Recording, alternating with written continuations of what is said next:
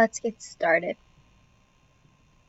So the three main objectives I'd like to focus on include evaluating the effects of gender stereotype on our personal growth as an adolescent, defining that identity is determined by the individual and shouldn't be deterred by any sort of societal influences, and discussing the importance of self-esteem, especially at the transition stage of our teen years.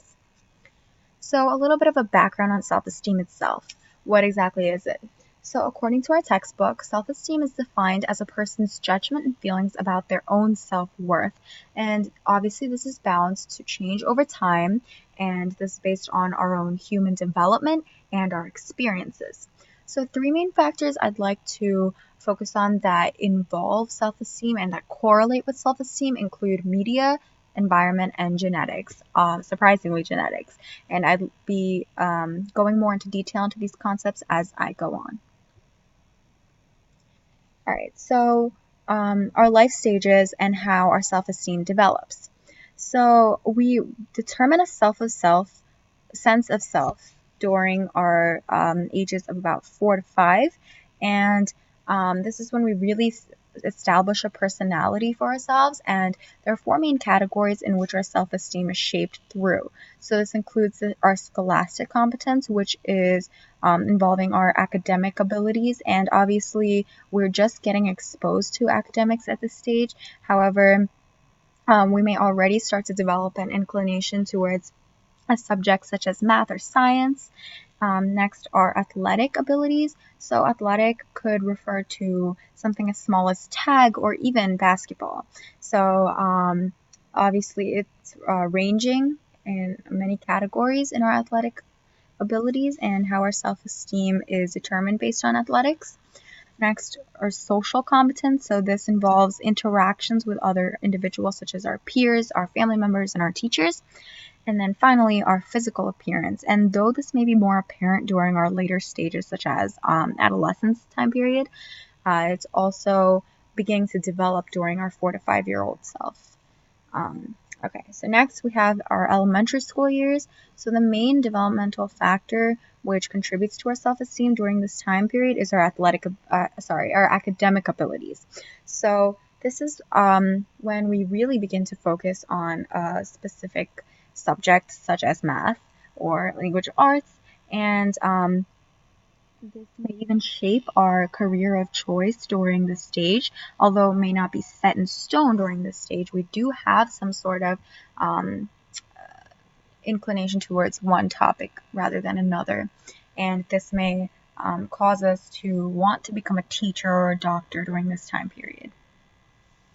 All right, next we have adolescence. So this is when we really start to bring in other evaluating factors, and this includes job opportunities or occupational abilities. So this is what involves factors other than academics, which involve networking abilities, communicating, interaction with others. And this also falls into the concept of social relationships with others. So our self-esteem may be determined by our friendships that we have or romantic status that we might have. So now for Erikson and Piaget's input. So based on the factors of Erikson's psychosocial stage development theory, he classifies adolescence as in a stage of identity versus role confusion. So according to the textbook, this refers to a time period in which individuals are beginning to find their place in society, in which they're really forming their identity and finding themselves, which may take some time, and that's why that involves role confusion as well for many individuals. So this is where there may be differences between genders, and we'll be going into scenarios later on that focus on the differences. Next, Piaget, his theory of cognitive development puts adolescence into the stage of formal operational. And so this is between 11 to adulthood, and this, again, is defined as children and adolescents being able to apply their mental operations to abstract entities. This is when individuals really begin to involve their deductive reasoning and thinking outside of the box, basically. And this also contributes to self-esteem based on their abilities to do so and how they take their ideas and thoughts and put it into perspective. Okay, So how the theories really connect to self-esteem.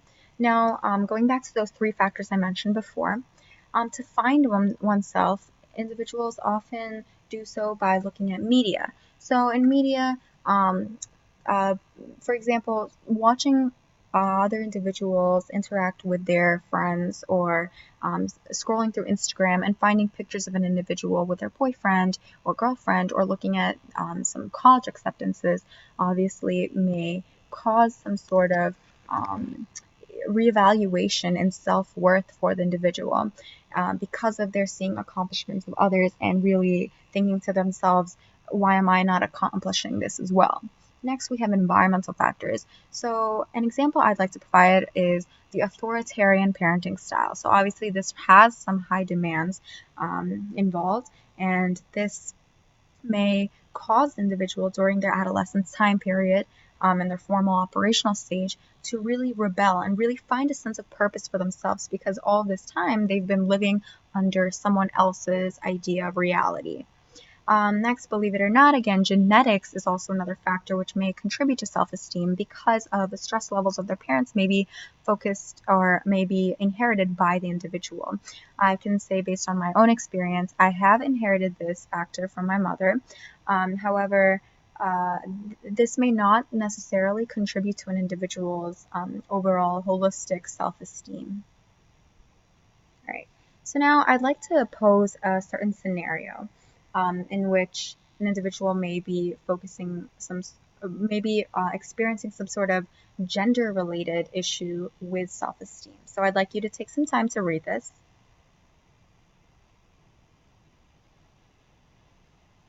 So once you've read this, Um, I'd like to evaluate the gender stereotypes involved in that scenario. So obviously, that male was a little different than the stereotypical male, in which an individual may be perceived as very athletic, physically built. They must have all of these manly characteristics, and they can't show any sort of physical or emotional weakness. And they must be the captain of the football team. They must have all these friends. However, that's not always the case, and individuals are still on the hunt for themselves when they're an adolescent. So, because of the differences this individual may be facing, they may have a lower self esteem because they don't fall into the same category as everyone else, or how everyone else showcases themselves.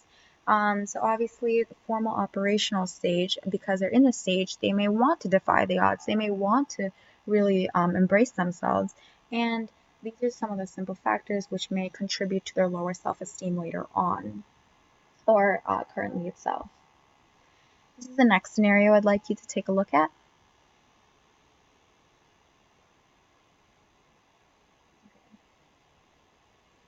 So for the gender stereotypes that are in this scenario, obviously females are often deemed to be physically attractive. They must have all these curves and must be deemed as voluptuous in certain areas. Next, they must always be one step ahead of the game, or have a sense of idea for themselves and know where they're going. And their organized time management skills should be on par with their one step ahead of the game stereotypical view. However, you can see through this scenario that this isn't always the case, and they may not have a sense of self awareness yet, and that's totally fine, because they may not have like a proper idea of success, while others may. It still takes time for individuals to find themselves, especially females. So, by comparing them to other individuals, as seen in this scenario, it may only contribute to a lower self-esteem, which is not healthy for them. So, okay, I'd like you to take some time to watch this video. However, if I were to sum this video up, I'd like to just say that individuals should really embrace themselves, not worry about what others have to say, and really focus on bettering themselves for their own self-worth, and really only live for themselves and not live through some other individual's idea of success. And that's the message I'd like to bring out. Here are my references. Thank you very much.